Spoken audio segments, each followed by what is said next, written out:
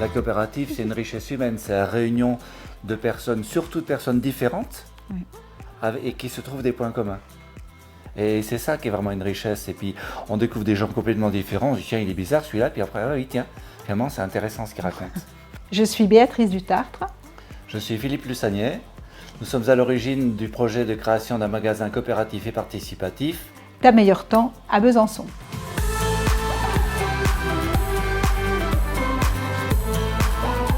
J'ai toujours été salariée au sein du même laboratoire pharmaceutique. J'ai pu bénéficier d'une cessation d'activité anticipée qui m'a donné du temps libre.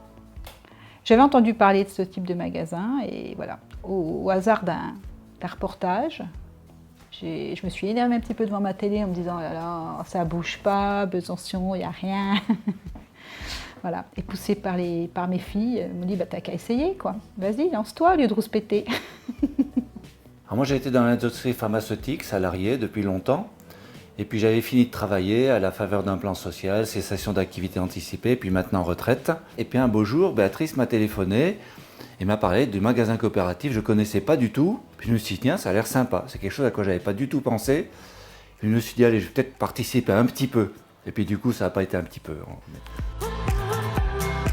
Ta meilleur temps, c'est un magasin participatif, coopératif, où chaque personne qui veut venir faire ses courses doit, 1, être coopérateur, et 2, donner 3 heures de son temps toutes les 4 semaines pour participer au bon fonctionnement du magasin.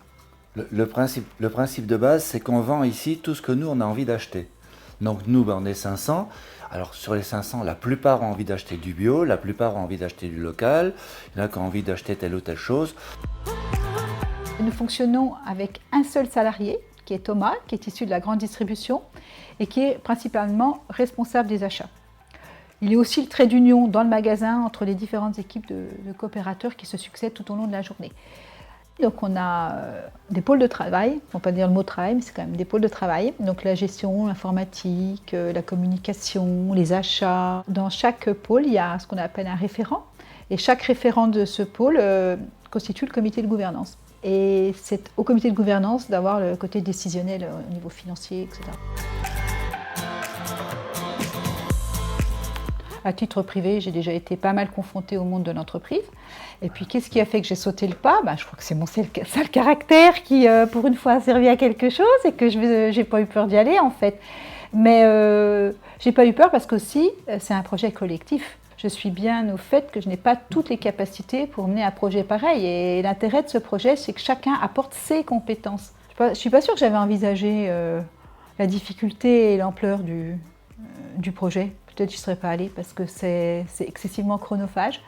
Et voilà, personnellement, moi, quelque chose que j'avais beaucoup sous-estimé, c'est l'humain en fait. Et c'est excessivement compliqué. Des gens diamétralement opposés, on a tous le même but, pas pour les mêmes raisons, en gros, et il faut arriver à se synchroniser.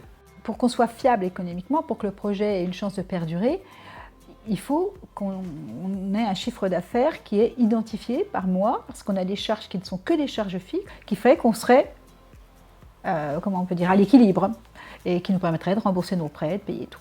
Il nous faut trouver plus de coopérateurs, pour que parmi tous ces coopérateurs, il y ait de plus en plus de gens quand même qui soient vraiment fidèles dans leurs achats, ou alors que les coopérateurs en place augmentent leur panier.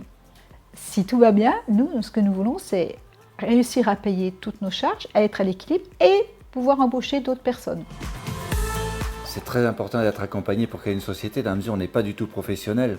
Aucun de nous n'a été ni chef d'entreprise, ni rien, donc il fallait se faire accompagner par des gens qui connaissaient. Par BGE Franche-Comté, on a eu une aide à la conduite de réunion, ça c'est important, et quelque chose de très important auquel on n'avait pas pensé, la prise de décision collective.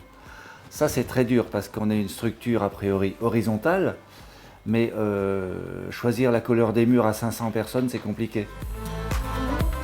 En France, les gens râlent beaucoup.